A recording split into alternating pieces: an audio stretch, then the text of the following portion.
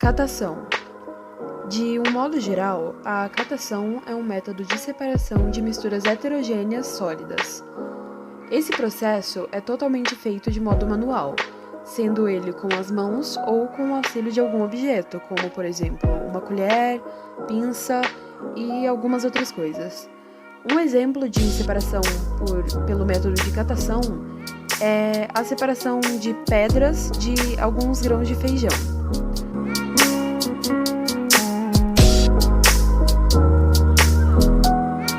Como um exemplo, eu separei os cristais de algumas conchas.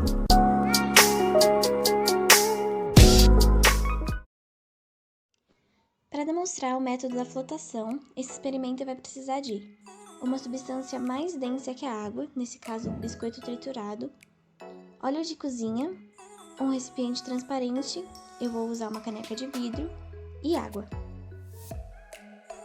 Primeiro colocamos o biscoito e o óleo no recipiente.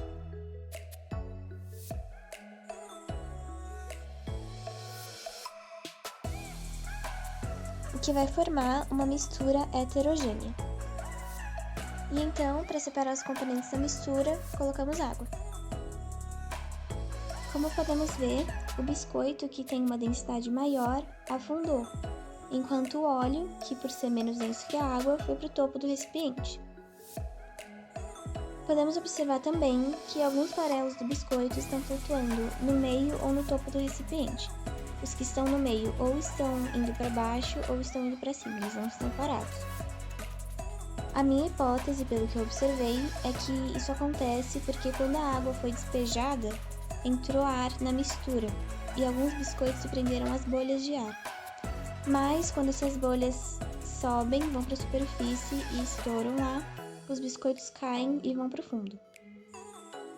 Dessa forma, as substâncias ficam separadas pela água.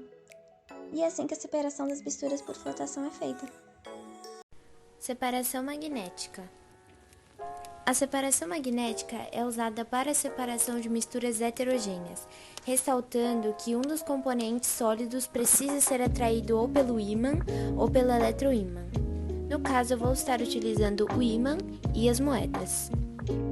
Normalmente, o ímã comum é usado para a separação de misturas em pequena escala e o eletroímã é usado para a separação de misturas em larga escala. Esse método é mais comum em separação de misturas que têm ferro magnético, ou seja, cobalto, níquel, ferro. Um exemplo de mistura que se utiliza muito essa separação é separar a areia da limalha de ferro.